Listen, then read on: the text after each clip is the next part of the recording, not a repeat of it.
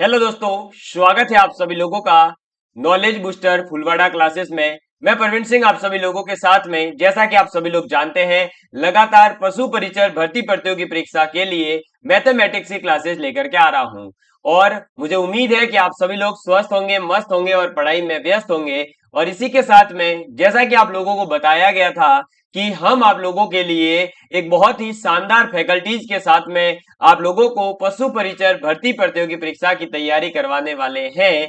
तो मैं आपको बता दूं कि हमारे साथ में हमारे टीम पूरी जो लीड कर रहे हैं या जो टीम के निदेशक है वो है हमारे नरोत्तम शर्मा सर, जो आपको पशुपालन विज्ञान पढ़ाने वाले हैं, जो आपके 45 मार्क्स का है। ये चीजें सब मैंने बता दी है पहले की वीडियोस में, तो आप वहां जाकर के अच्छे से देख सकते हैं। इसी के साथ दैनिक विज्ञान पढ़ाएंगे आपको वंदना मैडम। राजस्थान का इतिहास और कला संस्कृति पढ़ाने वाले हैं दीपक डागुर सर। राजस्थान का भूगोल पढ़ाएंगे आपको डीके स्वामी सर। और गणित, जैसा कि आप लोगों को मैं खुद पढ़ा रहा हूं, तो मैं ही आप लोगों को कंप्लीट करवाने वाला हूं। और बड़ी अच्छी बात यह है कि ये सभी फैकल्टीज आप लोगों के साथ में बहुत ही जल्दी जुड़ने वाली है। साथ ही साथ आप लोगों के लिए पशु परिचर की किताब जो है, जिससे कि आप लोग अपने घर पर बैठ करके हमारे द्वारा जो चीजें पढ़ाई जा रही है उसे हस्तलिखित रूप में देख सके, उसके लिए आप लोगों को बहुत ही जल्दी जो पुस्तक है वो भी अवेलेबल करवाने वाला हूं। अब हम बात करते हैं हमारे टॉपिक की। तो हम बात कर रहे थे गणित के अंदर संख्या पद्धति नंबर सिस्टम टॉपिक की। और नंबर सिस्टम टॉपिक के अंतर्गत मैंने बताया था कि अंक क्या होते हैं, संख्या क्या होती है। संख्या के अंदर जो अंक आते हैं उन अंकों का अलग अलग मान होता है। एक होता है स्थानीय मान और दूसरा होता है जातीय मान या वास्तविक मान। और ये किस प्रकार से निकाले जाते हैं ये चीजें मैं आपको सिखा चुका हूं। इसके बाद अपन ने बात करी थी कि आपके जो संख्याएं होती है उनके अंदर स्थानीय मान और जातीय मान से संबंधित कैसे क्वेश्चंस आए हुए हैं, जैसे कि ये रीट में आया हुआ क्वेश्चन बताया था। और फिर अपन ने परिमेय संख्या, अपरिमेय संख्या, इन सभी की बात कर ली है। और आज की क्लास में मैं बात करने वाला हूं परिमेय संख्या के भी प्रकारों के बारे में, यानी प्राकृत संख्या, पूर्ण संख्या और पूर्णांक क्या होते हैं, इसके बारे में अपन बात करेंगे। तो आप सभी लोग जल्दी से अपने हथियार निकाल लीजिए। अपने हथियार मतलब कोई बंदूक बंदूक नहीं भाई, आपके हथियार क्या होने चाहिए, एक कॉपी और एक पेन और एक अच्छी सी किताब। तो चलिए अब हम जो है हमारी क्लास को शुरू करते हैं जल्दी से। और आज का हमारा टॉपिक पहला जो रहेगा वो रहेगा परिमेय संख्या के अंदर आने वाला भाग प्राकृत संख्या। किसकी बात करेंगे? प्राकृत संख्या की बात करेंगे कि नेचुरल नंबर क्या होते हैं। तो बेसिकली जिन संख्याओं से हम अपने दैनिक जीवन के अंदर गिनती की शुरुआत करते हैं या गिनती की प्रक्रिया को करते हैं, उन्हें ही कहा जाता है प्राकृत संख्या या नेचुरल नंबर। सर हम गिनती कहां से शुरू करते हैं, हमें तो ये भी नहीं पता है? तो आप हमेशा जब भी कोई चीज गिनने को कहा जाए तो आप क्या कहते हो? 1 2 3 4 5 6 7 8 9 10, ऐसे ही तो बोलोगे है? कैसे बोलते हो? -1 0 2 ऐसे तो नहीं बोलते। हमेशा क्या बोलते हो? 0 से नहीं बोल करके सीधा कहां से शुरू होते हो? आप 1 से शुरू होते हो कि 1 2 3 4 5 6 7 8 9 10। क्लियर? तो इसका मतलब प्राकृत संख्याएं होती है एक से शुरू, और एक से होकर के इनफाइनाइट तक की जितनी भी संख्याएं हैं वे सभी प्राकृत संख्याएं कहलाती हैं। ठीक है? तो प्राकृत संख्या के अंदर लिखेंगे कि इनसे इनसे गिनती की क्रिया शुरू होती है। इनसे क्या होती है? गिनती की जो क्रिया है वो शुरू होती है। साथ ही साथ इसे इसे एन से प्रदर्शित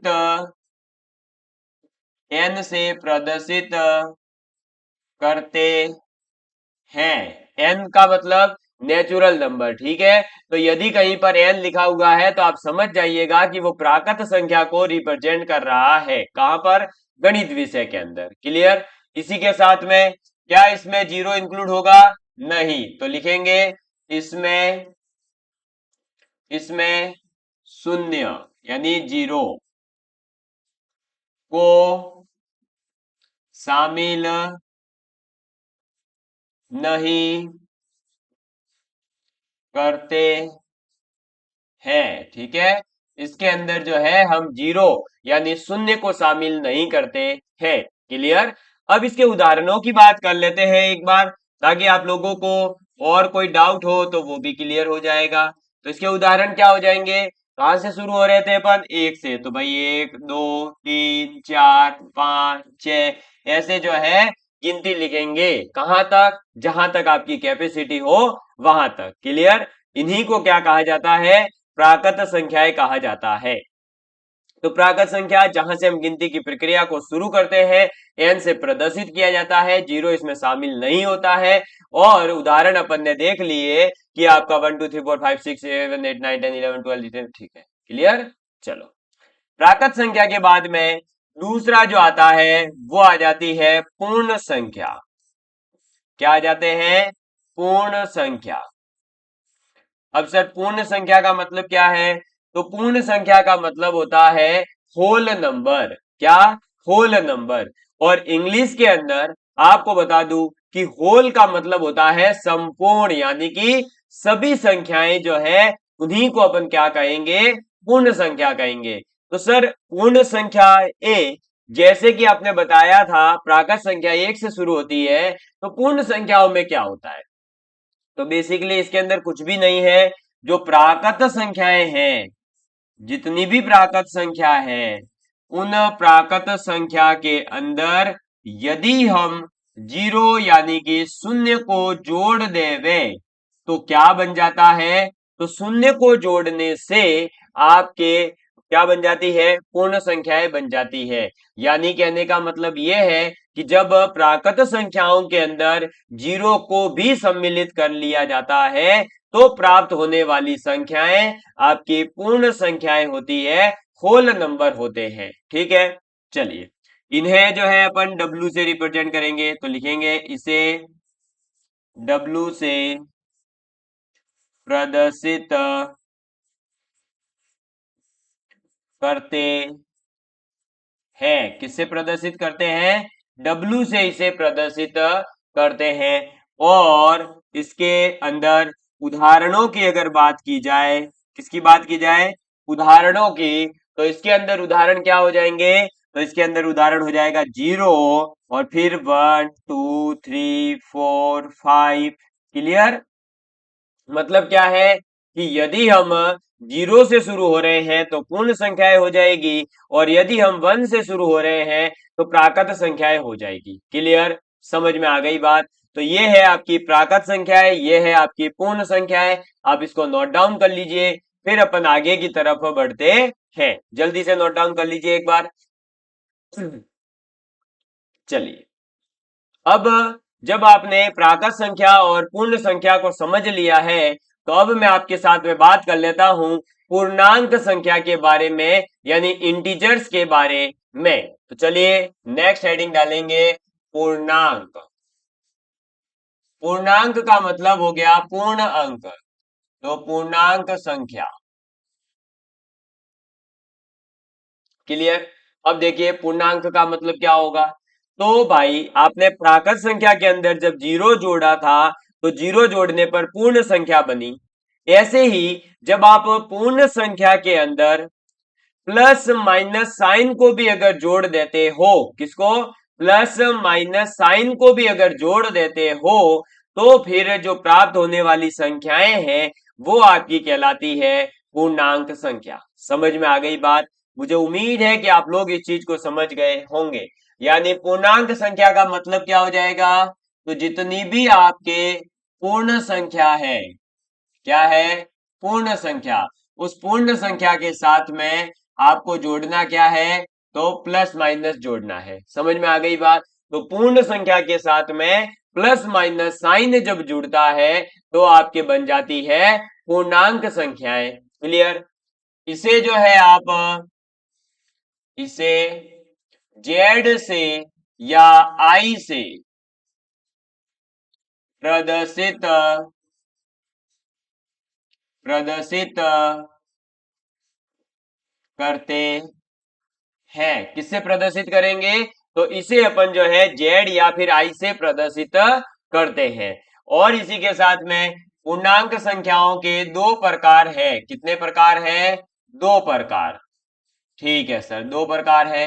कौन कौन से दो प्रकार है? तो पहला आपके आ जाता है धनात्मक पूर्णांक। कैसे पूर्णांक? धनात्मक पूर्णांक।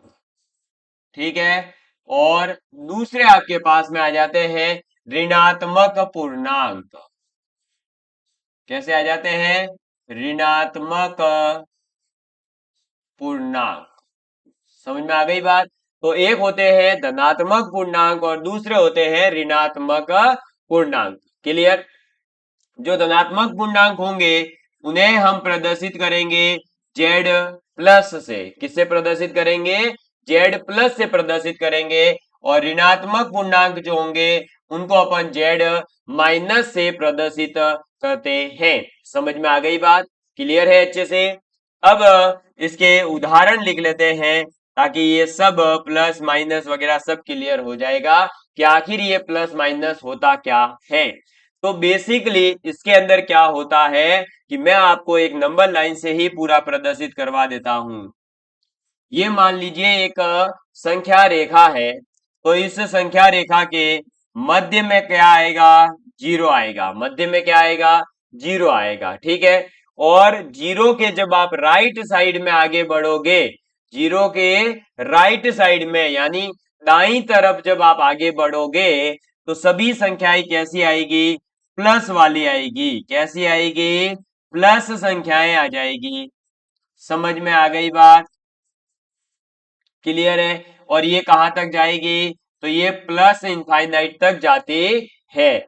ऐसे ही जब आप जीरो के बाईं ओर यानी लेफ्ट साइड में आगे बढ़ोगे तो क्या आ जाएगी? माइनस में संख्याएं आ जाएगी। क्लियर? ये लो। ठीक है। और ये इधर भी क्या हो जाएगा? माइनस इनफाइनाइट तक जाएगा। तो बेसिकली क्या होता है कि ये जो जीरो है, इस जीरो के बाईं तरफ वाला जो भाग होता है उसे हम कहते हैं ऋणात्मक। क्या कहते हैं? ऋणात्मक। ठीक है। ऋणात्मक संख्याएं। और ये जो ऋणात्मक संख्याएं होती है वो सभी कैसी होती है? तो ऋणात्मक संख्याएं सभी होती है आपके घटते हुए क्रम में। किस क्रम में? घटते हुए क्रम। क्लियर? कैसी होगी? घटते हुए क्रम में होगी। लेकिन अगर मैं बात करूं, अगर आप जीरो से इस साइड में बढ़ते हो यानी जीरो से आप दाईं ओर जाते हो यदि, तो कैसी संख्याएं आएगी? धनात्मक संख्याएं आएगी। कैसी संख्याएं आएगी? धनात्मक संख्या। ठीक है। और जो ये धनात्मक संख्याएं हैं वो हमेशा बढ़ते हुए क्रम में होती है। मैं अभी समझा रहा हूं, एक बार आप लिखो इसको, है ना? फिर मैं अभी बता रहा हूं। बढ़ते हुए, एक मिनट, बढ़ते हुए क्रम, इतना आप लिख लीजिए। और एक बात ये भी लिख लेना कि जो जीरो है ये कैसा होता है? तो जीरो ना तो धनात्मक है ना ही ऋणात्मक है। जीरो उदासीन होता है, न्यूट्रल होता है। ठीक है। आप एक बार इसको नोट डाउन करिए, फिर मैं ये पूरी कहानी आपको वापस समझाऊंगा कि आखिर इसके अंदर क्या हो रहा है। ठीक है। चलिए इसको नोट डाउन कर लीजिए जल्दी से। तो देखिए अब हम समझ लेते हैं थोड़ा सा कि ये था क्या आखिर में। जीरो को हम उदासीन इसलिए कह रहे हैं क्योंकि जीरो जो है वो ना तो आपके धनात्मक संख्या में इंक्लूड होता है ना ही ऋणात्मक में इंक्लूड होता है। और आपको मैंने बताया कि धनात्मक संख्याएं हमेशा बढ़ते हुए क्रम में होगी। ऐसा क्यों? तो बढ़ते हुए क्रम में इसलिए क्योंकि देखो, एक, एक के बाद में दो, दो के बाद में तीन, तीन के बाद में चार, चार के बाद में पांच। तो इसका मतलब क्या है? लगातार बढ़ती हुई बड़ी संख्याएं आ रही है। देखो जैसे एक से बड़ा कौन? दो। अरे दो से बड़ा कौन? तीन। तीन से बड़ा कौन? चार। चार से बड़ा कौन? पांच। पांच से बड़ा कौन? छह। छह से बड़ा कौन? सात। सात से बड़ा कौन? आठ। तो ऐसे जो है संख्याएं बढ़ते हुए क्रम के अंदर है, किसमें है, बढ़ते हुए क्रम में है, लगातार संख्या जो है आगे से आगे बड़ी संख्या आ रही है। लेकिन अगर मैं बात करूं इस ऋणात्मक संख्याओं की, तो ऋणात्मक संख्या जो है वो आपके घटते हुए क्रम में आती है। अच्छा, घटते हुए क्रम में क्यों सर, यहां भी तो 1 2 3 4 5 है। हाँ भाई, 1 2 3 4 5 तो है, लेकिन कैसी 1 2 3 4 5 है, ऋणात्मक 1 2 3 4 5 है। और ऋणात्मक जब साइन लगा हुआ हो आगे, तो बड़ी संख्या तो हो जाती है छोटी, और छोटी संख्या जो है हो जाती है बड़ी। समझ में आई बात। सर कुछ समझ नहीं आया, ये बड़ी छोटी क्या है। देखो इधर मैं ये कह रहा हूं बेसिकली कि आपके पास में यहां पर है -1। मैं अभी आगे ले लेता हूं इसको, है ना। चलो देखो, अपन कंपैरिजन करना सीख लेते हैं कि आपके पास में है -1, -2, -3, -4 और -5। तो आपको बता दूं कि जब धनात्मक संख्या लेते हैं 1 2 3 4 5, तो ये लेने पर तो क्या होगा, एक छोटा है 2 से, 2 छोटा है 3 से, 3 छोटा है 4 से, 4 छोटा है 5 से। लेकिन अगर मैं बात करूं ऋणात्मक साइन के साथ में, तो ऋणात्मक साइन में उल्टा हो जाएगा, -1 सबसे बड़ा, फिर -2, फिर -3, फिर -4 और फिर -5। ठीक है, क्योंकि इसके अंदर सबसे छोटा तो ये होगा, सबसे छोटा कौन होगा, आपका -5। क्यों, क्योंकि इसके आगे माइनस का साइन आ गया है इसलिए। और जो ये 1 है, ये माइनस का आपका हो जाएगा सबसे बड़ा। क्लियर, तो सबसे बड़ी संख्या तो हो जाती है माइनस के अंदर जो सबसे छोटी हो लेकिन माइनस साइन लगा हुआ हो। जैसे 1 है तो 1 सबसे छोटी संख्या है, लेकिन माइनस साइन लग गया, इसलिए ये क्या हो जाएगी, सबसे बड़ी हो जाएगी। ये ठीक आपका जो है विलोम शब्द की तरह है। जैसे कि आपको पता है विलोम शब्द क्या होता है, छोटा बड़ा, लंबा ठिंगना, है बोना, मोटा पतला, तो उल्टा हो जाता है ना। ऐसे ही यहां पर भी गणित के अंदर होता है कि जो धनात्मक संख्या होती है उसके आगे जैसे ही ये ऋणात्मक साइन लगता है वो उल्टा हो जाता है। तो एक क्या था, एक है आपका सबसे छोटी संख्या, लेकिन एक का जो विलोम शब्द लिखोगे तो वो विलोम शब्द कैसा हो जाएगा भाई, सबसे बड़ा। और सबसे बड़ा कब बनता है, जब -1 आ जाता है। समझ में आ गई बात। तो थोड़ी बहुत मैंने हिंदी को मिलाया है गणित के साथ, और आप लोगों को समझाने का प्रयास किया है कि अब आप लोग समझ जाइए, ऋणात्मक साइन के अंदर जो सबसे छोटी संख्या है उसके साथ जैसे ही एक आपका ऋणात्मक साइन जुड़ता है वो सबसे बड़ी हो जाती है। और आपका जैसे ही बड़ी संख्या के साथ में पॉजिटिव साइन जुड़ता है तो वो क्या हो जाती है, बड़ी तो रहती है, लेकिन छोटी संख्या के साथ अगर पॉजिटिव साइन जुड़ जाए तो छोटी हो जाती है। तो उल्टा एकदम क्रम है, इधर सबसे बड़ा 5 है, इधर बड़ा कौन, 5। ये भी लिख लो ताकि आपको बाद में रिवीजन करने में आसानी हो। और यहाँ पर छोटा कौन है, 1। अब इनके अंदर अपन ने क्या करा, माइनस साइन लगा दिया, तो जो छोटा था वो बड़ा हो जाएगा, जो बड़ा था वो छोटा हो जाएगा। समझ में आ गई बात। अब इस पर आधारित क्वेश्चन भी एक बार एग्जाम के अंदर आया हुआ है, वो क्वेश्चन मैं आपको करवाना चाहूंगा, फिर अपन आगे बढ़ेंगे। चलिए देखिए क्वेश्चन क्या आया था। बहुत ही अच्छा और बहुत ही सिंपल सा क्वेश्चन था, लेकिन हालत खराब करने वाला था। मतलब अगर कोई समझ कर नहीं गया तो गलती करके आ सकता है। देखिए क्वेश्चन ये था कि निम्न में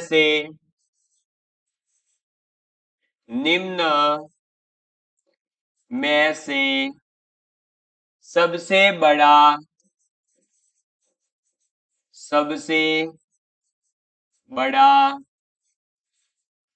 ऋणात्मक, सबसे बड़ा ऋणात्मक पूर्णांक है। ये क्वेश्चन आपसे पूछा गया, क्या पूछा जा रहा है कि निम्न में से सबसे बड़ा ऋणात्मक पूर्णांक है। और ए ऑप्शन है आपके पास -3, बी ऑप्शन है आपके पास -1, सी ऑप्शन है आपके पास -100, और डी ऑप्शन है आपके पास में 60। क्लियर? ये क्वेश्चन आपसे पूछा जा रहा है कि आपके पास निम्न में से जो चार अलग अलग ऑप्शन है इनमें से सबसे बड़ा ऋणात्मक पूर्णांक कौन सा है। ठीक है, आपको इसका आंसर बताना है, बताइए जल्दी से।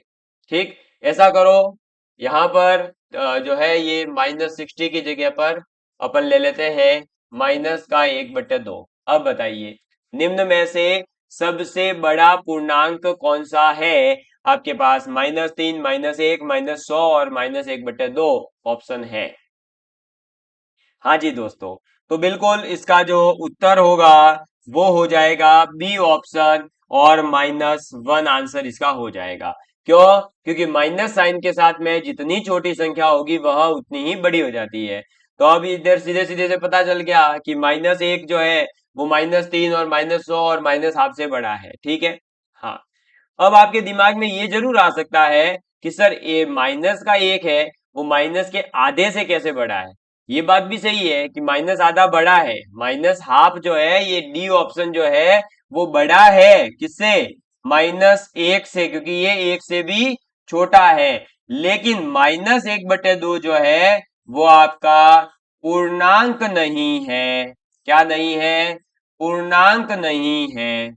क्योंकि पूर्णांक क्या होते हैं मैंने आपको बताया था, 0 और फिर आपका 1 2 3 4 5 6 7 8 9 10 11 12 और माइनस के 1 2 3 4 5 ऐसे। लेकिन कहीं पर भी ये थोड़ी बताया था कि जो भिन्न होती है 1/2 है जैसे, तो इसको सॉल्व करोगे तो 0.5 आएगा। अब बताइए 0.5 जो है क्या 1 और 2 और 3 और 4 और इन पूर्णांकों के बीच में आएगा? कहीं नहीं आएगा। ठीक है, पूर्णांक का मतलब ही ये है पूरा अंक, आधा अंक नहीं। जबकि 1/2 जो है वो 0.5 है, और 0.5 जो है वो क्या है, बेसिकली दो संख्याओं के बीच में आने वाला नंबर है, अलग से कोई नंबर एग्जिस्ट नहीं करता है। ठीक है, 1 और 2 के बीच में, सॉरी 0 और 1 के बीच में आएगा आधा। लेकिन क्या आधा कहीं पर एग्जिस्ट करता है? आप ऐसे बोलते हो क्या? 0 फिर आधा फिर 1 फिर 1.5 ऐसे बोलते हो क्या? नहीं बोलते। इसलिए तो ये एक जो है पूर्णांक नहीं है, इसलिए डी ऑप्शन आंसर नहीं हो सकता और बी ऑप्शन इसका आंसर हो जाएगा। जब ऐसा क्वेश्चन आता है हम जल्दी जल्दी में देखते हैं सबसे बड़ा और -100 को टिक कर देते हैं, जबकि आपको बता दिया है कि माइनस साइन के साथ में जैसे ही संख्या आएगी तो वो सबसे छोटी संख्या के अंदर कन्वर्ट हो जाएगी। ठीक, चलो इसको कर लीजिए एक बार नोट डाउन, ताकि आपको जो है ये छोटी छोटी चीजें जो मैं समझा रहा हूं ये काफी हेल्प करेगी आगे आपके समझने में, और साथ ही साथ आपको ये क्वेश्चन करने में भी हेल्प करने वाली है। ठीक है, आगे बढ़ते हैं। नेक्स्ट अब जो है देखिए, आपने प्राकृत संख्या को समझ लिया, पूर्ण संख्या को समझ लिया और आपके पूर्णांक को समझ लिया है। तो अब हम प्राकृत संख्या के जो भाग है, सम संख्या, विषम संख्या, सहअभाज्य संख्या, अभाज्य संख्या और संयुक्त संख्या, उनके बारे में भी बात कर लेते हैं। ठीक है, चलिए। तो सबसे पहले आप लिखेंगे सम संख्या, यानी कि इवन नंबर की अपन बात करेंगे। ठीक है, और प्यारे प्यारे दोस्तों, इवन नंबर की बात मैं अगली क्लास के अंदर करूंगा, क्योंकि आज की क्लास को मैं यहीं पर समाप्त करना चाहता हूं किसी कार्य की व्यस्तता के कारण। तो मिलेंगे अगली क्लास में, और उसको थोड़ी सी लंबी रखने का मैं प्रयास जरूर करूंगा। और आप लोगों का भी फर्ज है कि अपने दोस्तों के साथ में इस क्लास को ज्यादा से ज्यादा विद्यार्थियों तक शेयर करने की कोशिश करें। Love you all of you, please take care and please share with your friends. धन्यवाद, जय हिंद, जय भारत।